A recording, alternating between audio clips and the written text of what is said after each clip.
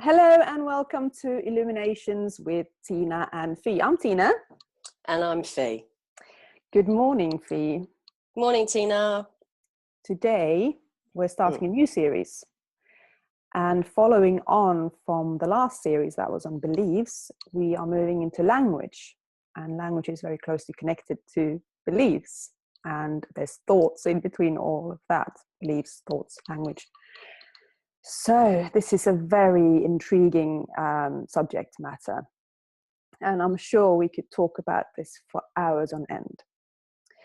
So, Fifian, what made us decide to talk about language this time around?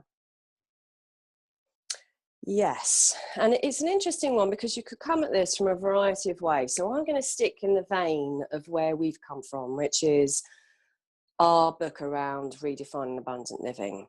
So if we stay with that to start, for me, just to start somewhere on this amazing subject.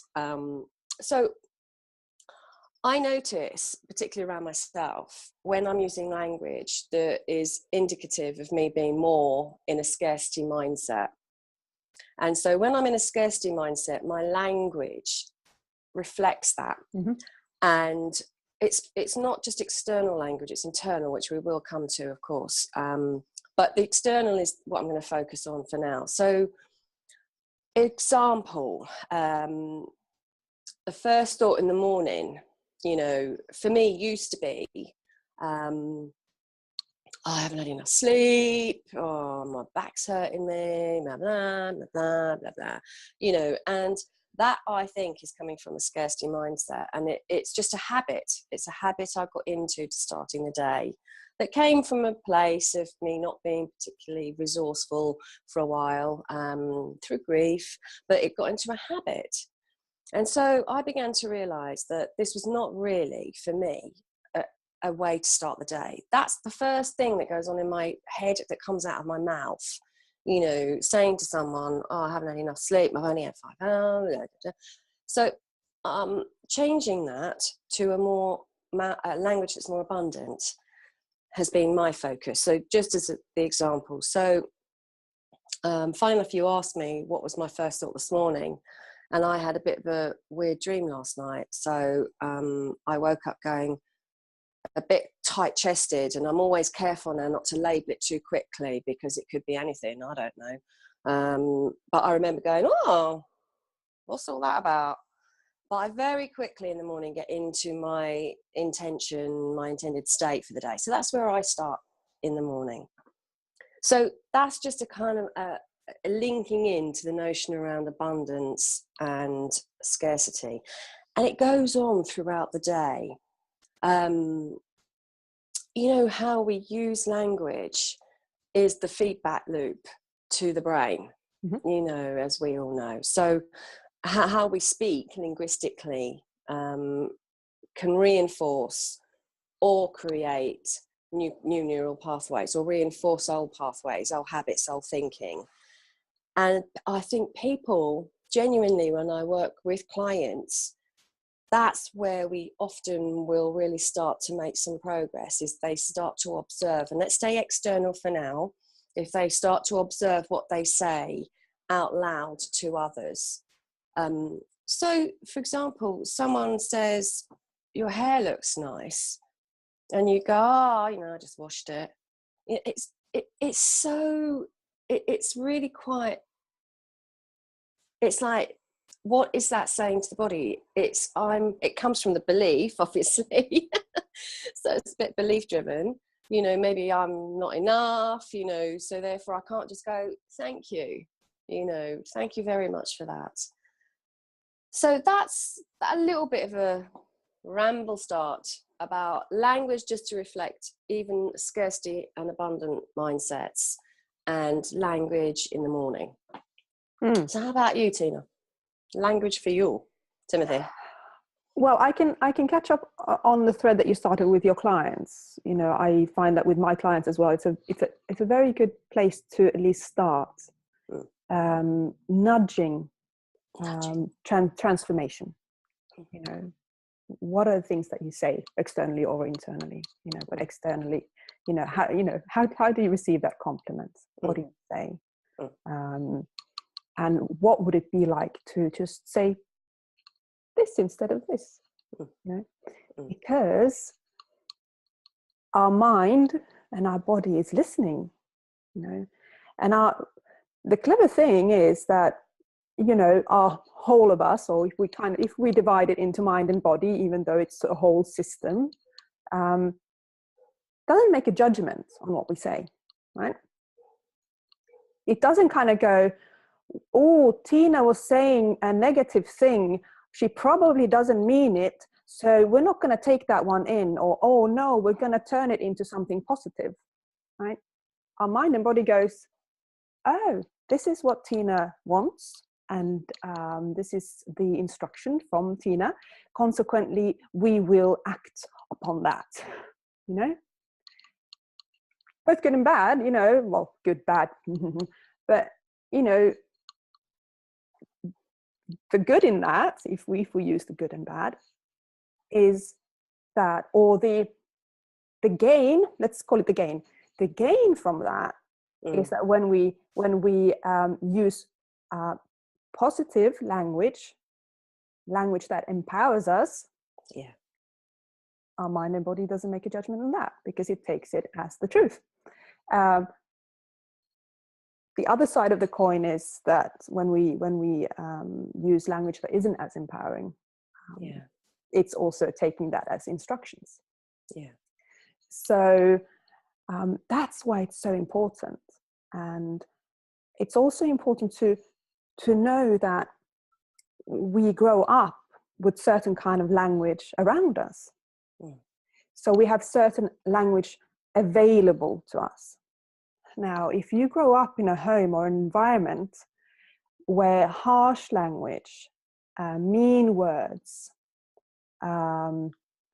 words that are hurtful are part of every day, that's the language that you bring with you. That's the language that you use with other people. And that's the language that you use with yourself. So sometimes it's very, it's a challenge to change that language because that's all you know. That's all you have available to you. Right? So in the work that we do and in the work that we're doing here, like talking about this, it's raising the awareness of the impact of language, and also to know that it requires mindfulness and consciousness to start transforming it into something that's more empowering, if that's what you want to do, of course. That's my thoughts on language. Yeah, absolutely. And to keep leading on the story, the telling is language can often indicate a whole range of things about us, you know, which obviously you and I listen to very quickly when we're working with clients to build up rapport so that we connect in with the same language. Like people who are more, you know, learn more kinesthetically, they're the ones who like to, you know, sod the instructions. They'll just get it out of the box and make it all up and then wonder why there's a spare screw at the end, mainly myself. And, you know, using language that reflect that, like, you know, I feel, or it's in my, you know, in my body, or, and then people who learn by more listening, you know, it sounds like. And so language is quite magical in a way. If we really learn, if you want to connect with people, it can be used magically as well to connect and to actually get into the zone where someone is and build that rapport with them. So language also can tell us, you know, a range of ways we engage in the world. Like, for example, people will often, when you're thinking about them achieving something or having an intention, it's getting to know, are they going to get there by moving away from pain or moving more towards pleasure? And again, their language will reflect that. And so it's magical in many ways, magical. in helping us to understand the way people function. And those are just preferences. They're just preferences. Mm-hmm. But they're just a really lovely way of deepening, listening, I suppose. And then I was thinking about the language of response. And this is where, for me, the empathetic listening is so crucial. And I think do I believe that? I believe it's got a bit lost. I believe a lot of people are with time, very quick to fix, and so the language is the language of intervention. Why don't you? Have you thought about this? Instead of using the empathetic, of just sitting going, you know what, honey? And we've done a series on this, so people can go and check that out. That must be really difficult. And I have really been learning more and more to use empathetic listening, but it's really hard. It's really, that might be a belief, but for me, I find it quite challenging, to just go, oh, it must be really, really, that must be really, whatever language they're using, that must be a challenge, that must be heartbreaking, that must be, I'm here with you. And just go like that. It's like, really? Is that enough? But actually, I know for me, that's all I want. So yeah, so there's more about language. Yeah, no, but I totally connect with that. Like, is that enough? Can I just, don't I need to fix this? Like, sure. And I think that's also a little bit of working with people. Of course, we have a huge want to support people in living good lives and get up in the mornings and just love life. I mean, it's like, oh, how can I do it? Well, you can't. But that's a big learning. Yeah, big learning. Yeah, it is. Yeah, and it's really interesting because then often now when I hang around with people, I really know the language of people who come from this scarcity mindset. Other people might say their cup's half empty, and they continuously they go, yeah, it was a great concert, but it was a wonderful evening. The only thing, and it's like constant. And that to me shows that obviously there's something, a belief underneath that, but that's fine. So it helps me with my work, obviously, and with our work. But it's just really interesting when you're aware of that. And only notice with curiosity, there's, it's not about judgment, it's just with curiosity. And for me, the most interesting one, and I'm noticing it more and more and more since I've been on that transaction analysis day that I really loved, is people so use the word try. They use it so much. And like, he was so funny. He was like, well, yeah, if you want to pay me to help you try to give up smoking, then we can sit here and just keep trying. But actually, if you want to pay me to give up smoking, I love that. And it's so true. But so many people, I hear it all the time. I'm trying to do this, I'm trying to do that. And it's like, wow. And even that in itself is sending such a strong message back to the brain, because the brain's going, all I need to do is try. This is okay. I don't have to do it. Just keep trying. Fascinating.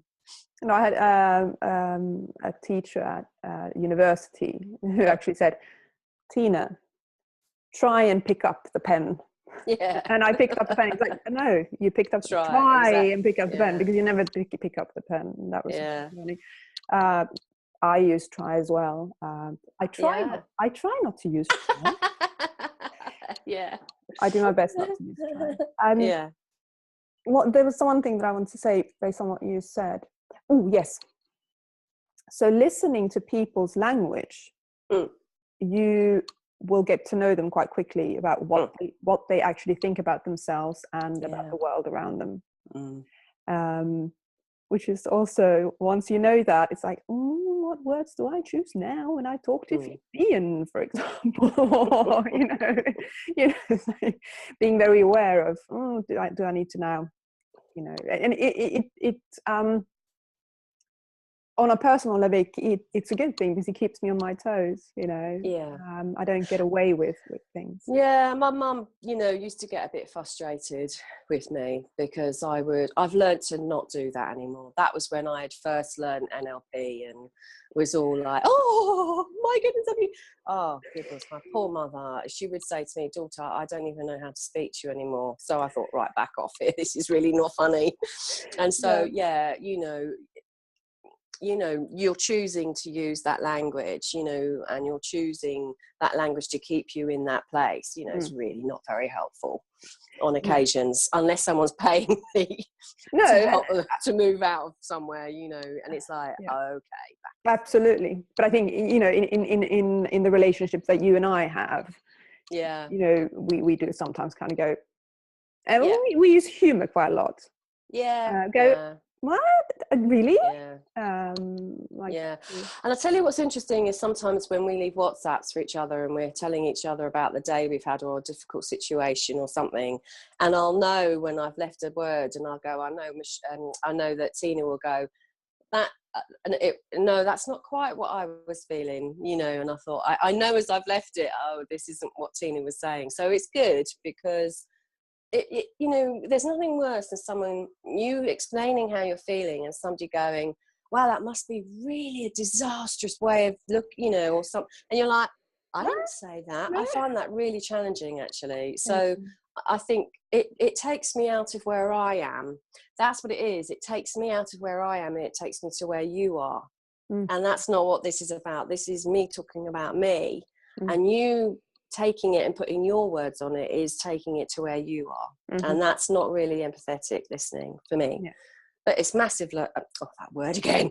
I'm banning massive, everybody, because everything's massive. If you start noticing how much people use massive, we have got a wonderful English language and people are massiving all over the place. So Tiina and I are really working hard. There's another belief. Tiina and I are now changing our language from using massive as much as possible. But yes, it's on numerous occasions, you know, I get people giving me back my feelings from their perspective, and I think, that's, and I'm learning to just let it be, unless they are wanting to learn themselves. But yeah, it's in language.